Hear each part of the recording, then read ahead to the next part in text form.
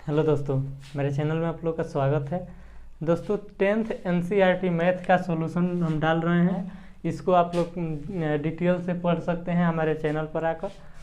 चलिए हम लोग आज देखने वाले हैं वास्तविक संख्याएं। पहला चैप्टर है हमारा वास्तविक संख्याएं, ठीक है। उसमें वास्तविक संख्याएं का बेसिक हम लोग कुछ समझेंगे आज, ठीक है। वास्तविक संख्या आखिर हम लोगों का ये बेसिक होता क्या है, वास्तविक संख्या चैप्टर का जो बेसिक दिया है वो। चलिए बोर्ड पर हम लिखे हैं संख्याएं। सबसे पहले हम लोग ध्यान देंगे नंबर्स पर। संख्याएं हमारा दो प्रकार की होती है। संख्याएं दो प्रकार की होती है। पहला है हमारा, एक होता है वास्तविक संख्या यानी रियल नंबर, और दूसरा होता है काल्पनिक संख्या यानी इमेजिनरी नंबर। ठीक है। अब देखिए वास्तविक संख्या क्या होता है और काल्पनिक संख्या क्या होता है।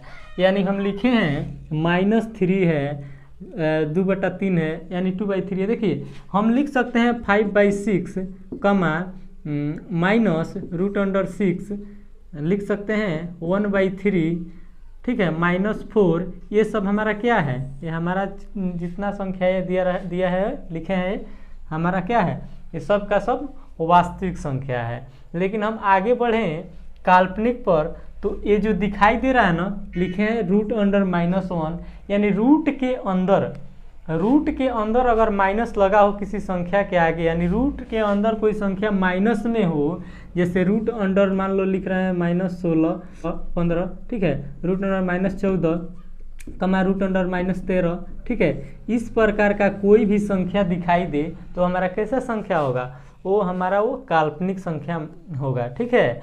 चलिए आगे थोड़ा बढ़ा जाए। जो हमारा ये होता है वास्तविक संख्या, जो रियल नंबर होता है वो दो प्रकार का होता है। रियल नंबर ये दो प्रकार का होता है। पहला एक होता है हमारा परिमेय संख्या, एक होता है परिमेय संख्या, यानी ये होता है हमारा, इसका इंग्लिश होता है रेशनल नंबर।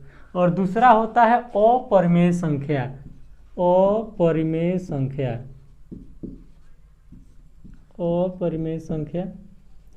इसका होता है इरेशनल नंबर,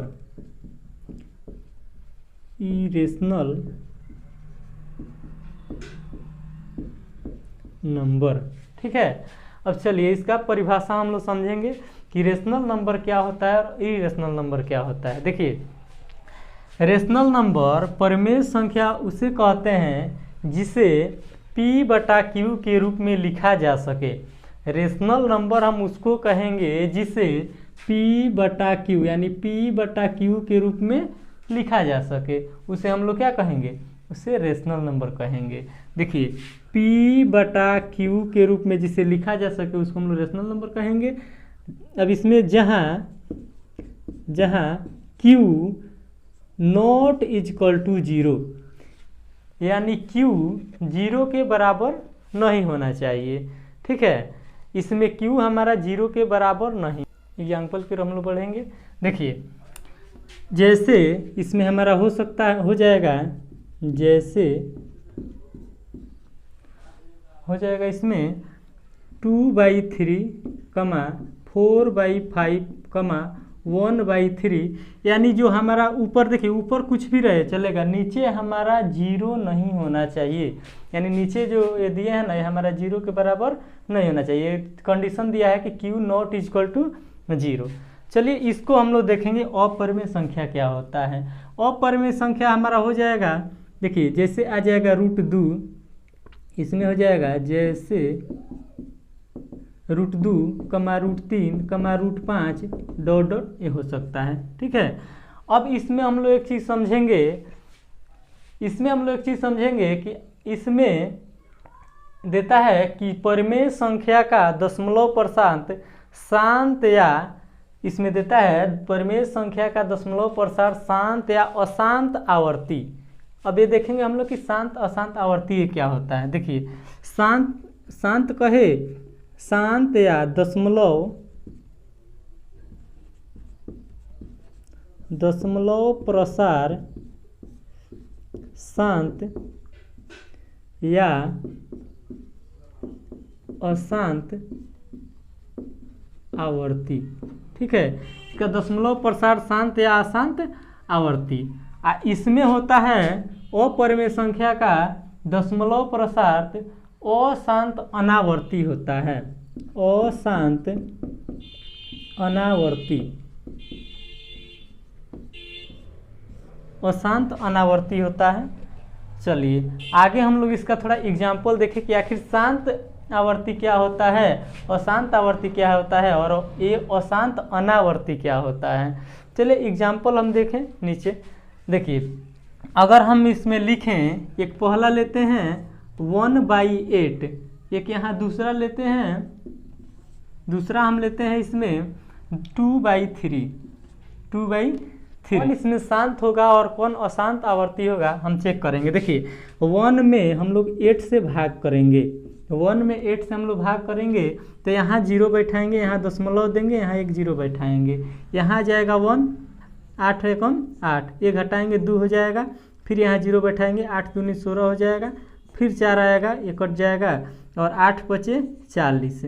ठीक है 40। देखिए ये तो पूरा पूरा क्या हुआ, ये तो हमारा पूरा पूरा ये कट गया। अब चलिए इसको हम देखते हैं 2/3 को। अब यहाँ पर दिए हैं, ऊपर है 2, तो 2 चलिए लिखते हैं, इधर 3, इसमें भाग करेंगे।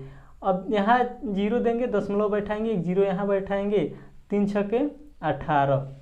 अब घटाएंगे, आ जाएगा 2, ये कट जाएगा, फिर 0 बैठाएंगे, 3 छके 18, फिर घटाएंगे, फिर आएगा 2, एक 0 बैठाएंगे और आ जाएगा 3 छके 18।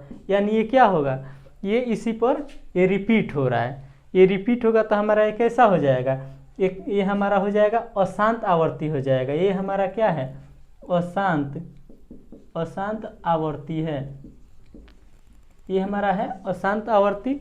और ये क्या हो जाएगा, ये जो कट जाएगा वो हमारा शांत आवर्ती हो जाएगा। ठीक है, अब चलिए इसी में थोड़ा देखते हैं हम इसको, अशांत आवर्ती क्या, अशांत अनावर्ती क्या होता है। अशांत अनावर्ती हम देखें कि क्या होता है। देखिए जैसे हम √2 का मान देखें, इसमें क्या होगा ये पहले क्लियर कीजिए। शांत में ये कट जाएगा, अशांत में वो कटेगा नहीं, लेकिन एक ही संख्या बार बार क्या होगा, रिपीट करेगा। चलिए अब अशांत अनावर्ती में देखेंगे हम लोग, जैसे होता है √2 का मान होता है 1.4142 डॉट डॉट इस तरह होता है, तो ये ना ही कटेगा और ना ही रिपीट होगा। ठीक है, देखिए यहाँ पर 1 है तो यहाँ 2 आ गया है, ये ना ही रिपीट होगा और ना ही ये कटेगा, तो इसको हम लोग क्या बोलेंगे, इसको बोलेंगे अशांत अनावर्ती। ठीक है, कुछ और इम्पोर्टेंट है उसको हम लोग देख लें। देखेंगे परिमेय संख्या। परिमेय संख्या हमारा 2 प्रकार का होता है, रेशनल नंबर 2 प्रकार का होता है। ठीक है, बेसिक हम लोग नहीं जानेंगे ना तो फिर आगे चैप्टर पढ़ने में हम लोग को दिक्कत हो जाएगा और ऑब्जेक्टिव भी नहीं बन पाएगा बेसिक तक, बेसिक तो बहुत दूर का बात है। चलिए आगे हम देखेंगे इसमें परिमेय संख्या। इसमें दिया है परिमेय संख्या हम लिखे हैं 2 प्रकार का होता है, पहला भिन्न यानी फ्रैक्शन और दूसरा होता है पूर्णांक। पूर्णांक ठीक है, पूर्णांक, इसको हम लोग बोलते हैं इंटीजर। इंटीजर ठीक है, इसको बोलते हैं हम लोग पूर्णांक, इसको बोलते हैं भिन्न। अब देखिए भिन्न को हम लोग P/Q के रूप में लिख सकते हैं। भिन्न को P/Q के रूप में लिखा जाता है, जहाँ इसमें भी कंडीशन है कि Q not is equal to, जहाँ Q not is equal to क्या 0, मतलब Q 0 के बराबर नहीं होना चाहिए। यानी लिख सकते हैं हम 2/3, 4/5, 1/2। ठीक है, इस तरह हम लोग लिख सकते हैं। लेकिन अब जहाँ तक हम बात करें पूर्णांक का, इंटीजर का, तो इंटीजर में हम लोग इसको लिखेंगे, इंटीजर में होता है -3, -2, -1, 0, 1, 2, 3, ये सब इंटीजर में आ जाएगा। अब हम लोग ध्यान देंगे इंटीजर, इंटीजर हमारा 3 प्रकार का होता है। इंटीजर 3 प्रकार का होता है, इसको हम लोग देखेंगे।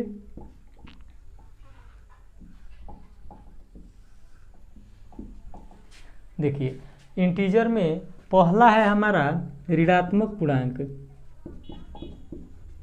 ऋणात्मक पूर्णांक। उसके बाद हमारा होता है शून्य पूर्णांक, शून्य पूर्णांक। उसके बाद हमारा होता है धनात्मक पूर्णांक।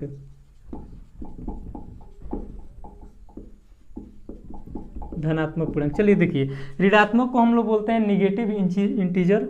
निगेटिव इंग्लिश देख लीजिए, निगेटिव इंटीजर। इसको बोलते हैं हम लोग जीरो इंटीजर। Zero integer. उसके बाद हम लोग धनात्मक को क्या बोलते हैं? Positive integer. पॉजिटिव इंटीजर, ठीक है। चलिए ये तीनों के बारे में हम लोग समझेंगे। चलिए विस्तृत से हम लोग समझा जाए तीनों के बारे में कि तीनों के बारे में क्या होता है। चलिए देखिए हम क्या किए, हम परमेय संख्या का दो पार्ट किए, यानी परमेय संख्या का दो भाग बताए। पहला एक भिन्न और दूसरा पूर्णांक। भिन्न क्या होता है? P बटा Q के रूप में होता है और Q 0,1 के बराबर नहीं होना चाहिए, ठीक है। सॉरी, देखिए Q 0,1 के बराबर नहीं होना चाहिए, यानी जो लिखे हैं तो मान लीजिए 1/2 हो सकता है, लेकिन 1/1 2/1 ये नहीं हो सकता है। ये हो जाएगा हमारा, यानी Q 0,1 के बराबर नहीं होना चाहिए, ठीक है। यानी नीचे में 0,1 इसमें नहीं होता है, इस पर हम लोग ध्यान देंगे। चलिए उसके बाद पूर्णांक तो आप लोग समझ गए, पूर्णांक में माइनस वाला है और ये सब आता है। पूर्णांक 3 प्रकार का होता है। अब तीनों के बारे में हम लोग देखेंगे। देखिए ऋणात्मक पूर्णांक क्या होता है? ऋणात्मक पूर्णांक में हमारा आ जाएगा -3, यानी आप लोग तो जानते करते हैं कि ऋणात्मक निगेटिव का अर्थ होता है कि माइनस वाला, सब माइनस वाला आ जाएगा इसके अंतर्गत। तो -3, -2, -1 ये सब इसके अंतर्गत आ जाएगा। चलिए अब ये शून्य पूर्णांक क्या होता है? शून्य पूर्णांक के अंतर्गत क्या आएगा? केवल शून्य आएगा, यानी हमारा इसके अंतर्गत 0 आएगा। 0 आएगा इसके अंतर्गत, ठीक है। अब देखिए पॉजिटिव इंटीजर लिखे हैं, इसके अंतर्गत क्या आएगा? जैसे हो जाएगा पॉजिटिव यानी धनात्मक, तो धनात्मक में क्या हो जाएगा? जैसे 1 2 3 4 ... इस तरह होगा, ठीक है। अब देखिए अब थोड़ा आगे हम लोग देखेंगे, इससे हम लोग को कुछ मालूम चलता है। ये जो हम लोग का दिया है धनात्मक पूर्णांक, ये धनात्मक पूर्णांक को हम लोग क्या बोलते हैं? देखिए इसी को तो हम लोग प्राकृत संख्या बोलते हैं। धनात्मक पूर्णांक को हम लोग क्या बोलते हैं? इसे ही प्राकृत संख्या कहते हैं। इसे ही प्राकृत संख्या कहा जाता है। इसको देखिए प्राकृत संख्या जो गिनती की संख्या को ना हम कहते हैं, ये क्या है? गिनती का ही ना संख्या है। अब देखिए जब हम शून्य इंटीजर को मिलाएं, यानी 0 इंटीजर को मिलाएं और उसके बाद हम पॉजिटिव इंटीजर को मिलाएं, तो हमारा क्या प्राप्त होता है?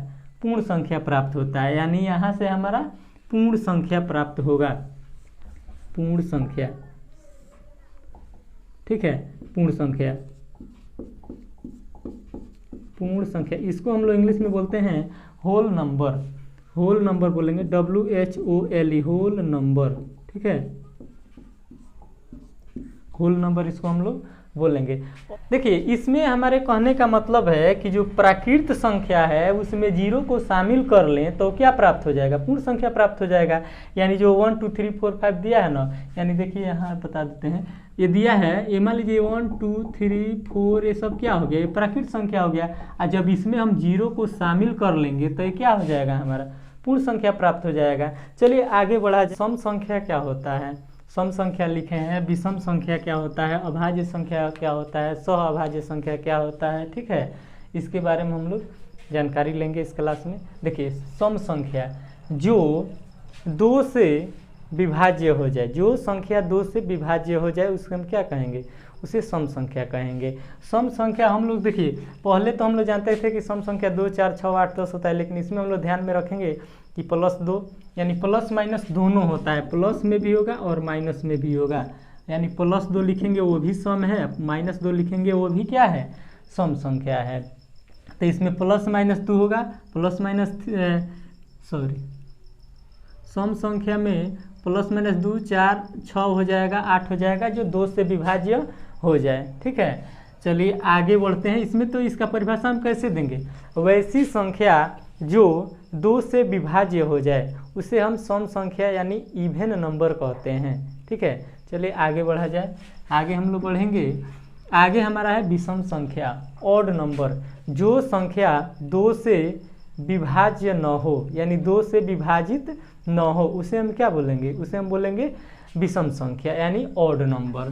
देखिए जैसे +-1 है, +-3 है, 5 है, 7 है, ठीक है, 11 है, ये क्या होगा? ये 2 से विभाज्य नहीं हो पाएगा। चलिए आगे लिखे हैं हम, आगे दिए हैं अभाज्य संख्या, प्राइम नंबर।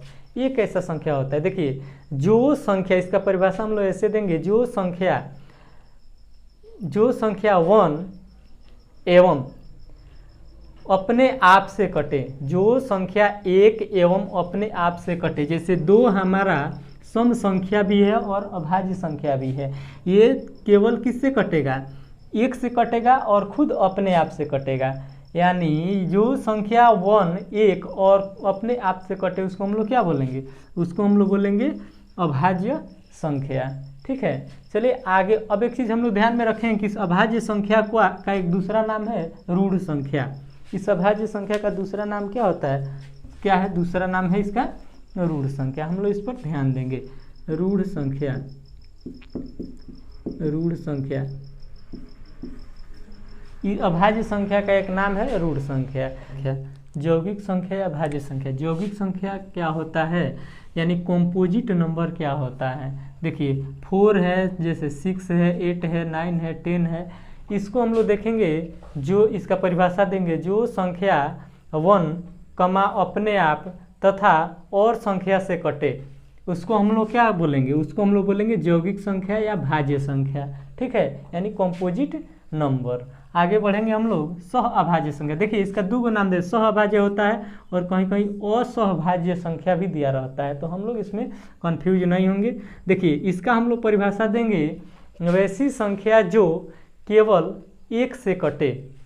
देखिए यानी 4 और 9 का हम लोग HCF निकालेंगे, यानी इसका हम लोग कटाएंगे तो ये किससे कटेगा? केवल 1 से कटेगा। ये 2, 3 किससे कटेगा? 1 से कटेगा, 1 से कटेगा। ठीक है दोस्तों, हम लोग अब कल इसका पार्ट चालू करेंगे, जो प्रश्नावली 1.1 है वास्तविक संख्या का। आज हम लोग बेसिक देखें। दोस्तों ये वीडियो अच्छा लगा तो लाइक, सब्सक्राइब और शेयर करें और ज़्यादा से ज़्यादा कमेंट करें। मेरा आप लोग के हित में दिया जा रहा है, ऐसा नहीं है कि इसमें कोई आप लोग का चार्ज लग रहा है, इसका कोई फी नहीं है। ये वीडियो फ्री है, निःशुल्क है। आप लोग देखें और इसका ज़्यादा से ज़्यादा फ़ायदा उठाएँ।